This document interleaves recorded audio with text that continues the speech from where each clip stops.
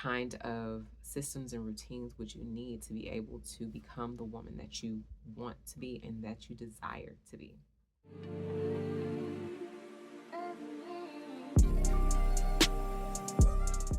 Life has been changing for me a lot. And if you are a mom, you understand how routines change, especially because you have children and your children change as they get older.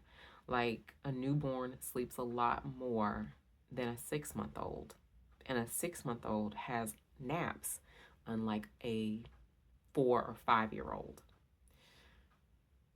You're able to dress the babies yourself versus them having their own opinion on what they want to dress. And so I say all these things just to say that as they get older, things change. They're in sports, they're doing dance class or acting class or improv, all these different things. They're doing different things that they were not doing before. And your schedule has to be flexible. You have to be able to have a little bit of wiggle room while also pouring into your cup, making sure that you are getting from your saucer and not from your cup so that you have overflow, consistent overflow for those that you love.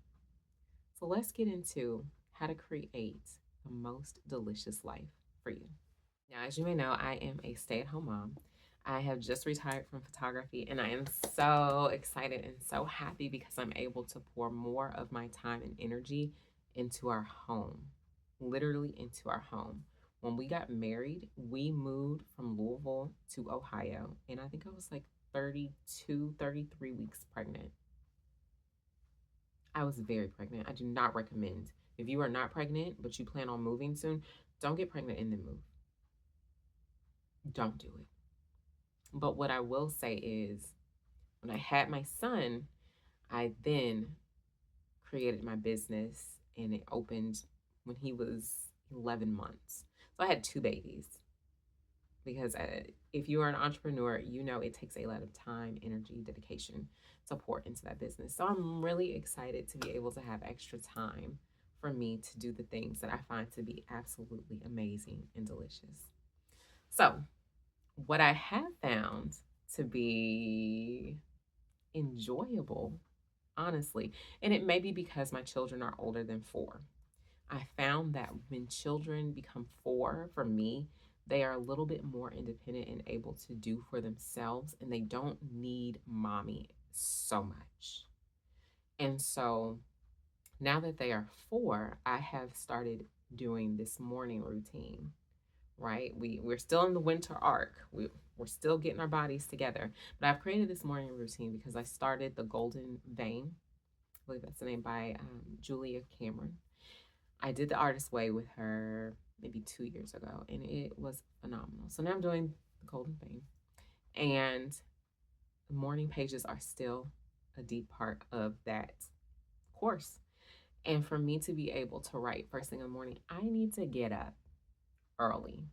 Secondly, I like group classes. And this past birthday, I have found myself really, really, really enjoying group classes because it's not only motivating, it is having that external push because other people are there and they're like doing the advanced version. So you want to try the advanced versions and to do all these things. So I've been having a really good time. I've been having a really good time. And I have been loving my morning routine. Now, what it looks like is I get up at 4 o'clock in the morning. I get up, I go brush my teeth, I put in my contacts because I don't like wearing glasses when I go to work out. And then I go downstairs, I write my journal, I write my morning pages, I read 2 books, and they're both kind of like one a day kind of books, like you read one excerpt a day and you go about it. And those have been fueling my soul. I have been having so much fun. After that, I'm already dressed and everything. I'll have some electrolyte water that I make myself, and I make sure that it's warm because it is cold outside. The snow, it snowed last night, and it actually stayed. The snow stayed. And so I've been drinking warm electrolyte water that I make at home, and that has been fueling me for my workouts. Now, I still do alternate day fasting according to my cycle syncing, and I found that I just enjoy working out. More specifically, I have more energy if I had the feed or feast day before, and then the fasting day that morning, I work out and then fast for the rest of the day. After that, I have my day. Like I come home, I make breakfast, take a shower, and get ready for the day. And it has been phenomenal. Now, I have been working on my nighttime routine because my nighttime sets me up for a beautiful morning, right? So I actually like to make meals in bulk. I have been meal planning, I guess you could say, and I make the meat in bulk. I make plenty of meat and then we might freeze some, but we go through that so that we don't have just chicken every single day for a week. Like we want different things. And so with that, I warm up dinner at 6 o'clock and then we eat it at 6:30. And then after that time, I clean and clear the kitchen, and it's kind of like a reset, closing down the kitchen. It is closed. Do not ask for any more food. And then we do bath time and things like that. I read to my children at 8 after they put on their pajamas, brush their teeth and things. And then they go down for bed. And then it's time for me to get ready and start to unwind for bed if I haven't done it before. And one thing that I do absolutely, it's something about it. I love putting food on the stove in the kitchen and then going upstairs to take a really quick shower or like just to reset myself, change my clothes into comfy clothes, whatever it may be, depending on the day. It is the best feeling ever to be able to do that while I'm cooking something. I don't have to sit there and wait. And those are the two routines that I have just fallen in love with. I just absolutely love it. And it gives me that space and freedom to be able to do as I please throughout the day. Now, we were talking about working out earlier, right? And then I like to go work out early in the morning, like 6 o'clock ish.